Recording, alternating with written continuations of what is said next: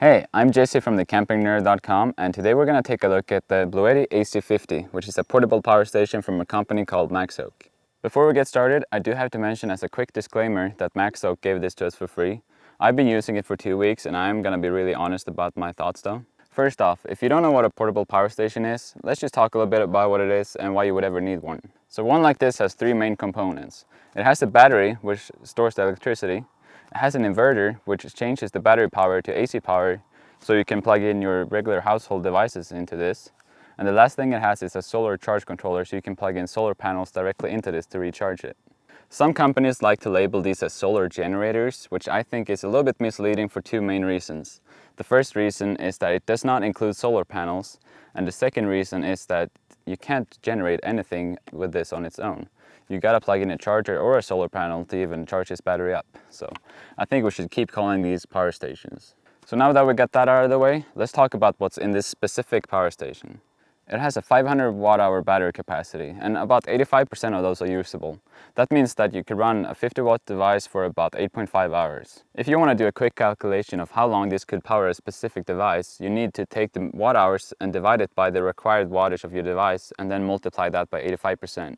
So to give you another example, 500 watt-hours split with 10 watts, multiply that by 85%, that's 42.5 hours. Alright, so now we know what the battery can store, but what can you plug into this? It has a 300 watt pure sine wave inverter. That inverter powers these 2 AC outlets on the front, and they can output up to 300 watts combined. If you need more outlets, you can always plug in a power strip, but you gotta stay below that 300 watt limit. Next to the AC outlets, we have 4 USB-A ports and 1 USB-C PD port. The USB-A ports can output 15 watts and the PD port can do 45 watts. Above the AC outlets, we have a 12 volt output. And next to that, we have 2 smaller 12 volt outputs. They are the 5.5 times 2.1 millimeter. But you've probably seen this more common 12 volt connector before in a car. Next to the 12 volt connectors, we have a screen and some buttons. The screen will tell you the input watts and the output watts with the DC and AC separate. It also shows you the battery level in bars with 20% increments. There are 3 buttons on this. The first one is the power button, the second one is the DC button, and the third one is the AC. So to start the power station, you're just gonna push the power button. That will turn on the screen. Now we can choose if we want to turn on the DC or the AC or both at the same time. The AC is the 2 outlets, then that will turn on the inverter. The DC is the USB ports, the 12 volts, and the wireless charging pad on top, which is a 10 watt wireless pad. So if we turn this thing around, we find 2 things. We have the input port, which is an 8mm port, the same one that Jackery and Goal Zero uses. And we have a light, and this whole thing right here lights up in the dark, but it has 3 modes. It has a high mode, a low mode, and then a flashing mode. This power station has a really powerful MPPT charge controller, so you can plug in solar panels to this, and it's actually a really good way to recharge this. If you plug in 200 watts of solar parallel into this input, you can recharge this in less than 5 hours. Compared to the wall charger, that's actually 1 hour faster because that wall charger only outputs 90 watts. Maxoak also includes a card charger, and for some reason, if you plug it into a 12 volt source, it's only going to charge the battery to 40%. It can charge the battery all the way, but you're going to have to plug it into a 24 volt source and not the regular 12 volt. So that's just a downside with the card charger. Usually these power stations are just made out of plastic, and this one is made out of plastic as well, but it has this rubber sleeve, which is really nice actually, because it feels like you can put it down on the ground a little bit harder and it's not gonna crack in any way.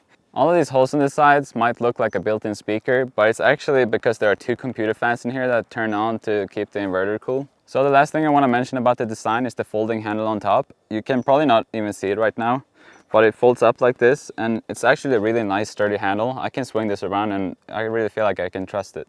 So let's take a look at what you get in the box with this power station. You get a wall charger, you get a carrying case, you get a USB to USB cable, a car charger, and an MC4 to 8mm adapter. That adapter can be used to plug in solar panels with MC4 connectors, which is a really nice thing to include.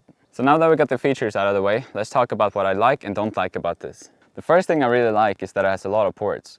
Not only does it have 2 AC outlets, but it has 5 USB ports and 3 DC outputs.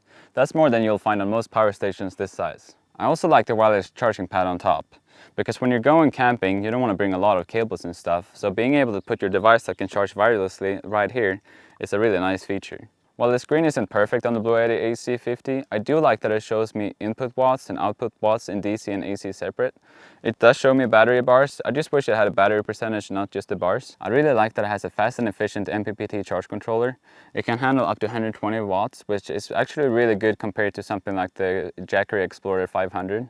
I really like the design of this, not only because of the rubber sleeve that makes it feel more durable, but I like the fact that they put the input on the back and not the front. Some power stations have both the inputs and the outputs in the front, and it can get kind of cluttery with all of the cables hanging out. And the handle is also really nice and sturdy compared to some of the other power stations I've tried. The last thing I like are all the included accessories. I like that it comes with a carrying case, even though it's not going to protect it from anything big.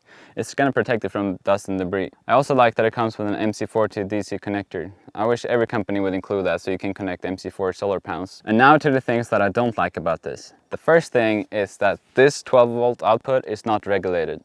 So if you're looking for a power station to plug a 12-volt fridge into, this one is not it. And I would recommend something like the Jackery Explorer 500. The fact that it's not regulated means that it's going to follow the voltage of the battery and it's not going to output a steady 13.4 voltage. While there are some things I really like about this screen, I have three main issues.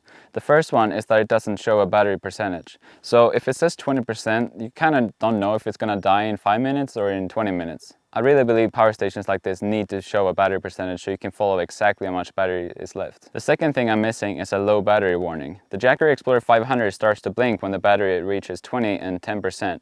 And that's something I've come to appreciate. If I'm sitting in front of the TV and this box is below it, then it will warn me when the battery's running low. On this one, I'm not going to know until the TV turns off, or I'm going to have to go up and click on the power button to check the battery bars. And still, I don't know exactly because it doesn't have a percentage. And that brings me to the third problem, which is that there's no way to keep this screen turned on. When you push the power button, it turns on for about 10 to 15 seconds, somewhere there. I really wish that I had a display button like the Gold Zero, so you could push it to turn on the backlit display, and then it would stay on until you turn it off or it runs out of battery. The next one is a smaller issue, but it feels like they only went halfway with the USB-C PD port. I like that it has it, and it's a 45-watt port, but I really wish you could also charge the battery using this port. On this power station, it's only an output. My last problem is the car charger that they include with this. I really wish you could charge the battery to 100% and not just to 40% when you're using a 12-volt socket. You can charge it to 100% with a 24-volt port, but I mean, come on, why even include a car charger if it's not gonna actually charge this thing to 100%? So, do I think this power station is worth it? Well, as long as you're not going to use the 12-volt output, I think it is. Like I said, I like that it has a lot of ports, but the problem is that it's not a regulated 12-volt output. If you're going to be using the 12-volt output for something like a fridge, I suggest looking at something like the Jackery Explorer 500 or the Gold Zero Yeti 500X. Other than that, I think it's a pretty good power station. It has a lot of battery capacity, it has a pretty powerful inverter, it has a lot of ports and the wireless charging on top, and a nice case. I like it. If you have any questions about this power station or any other power stations, please leave a comment down below, and thank you for watching.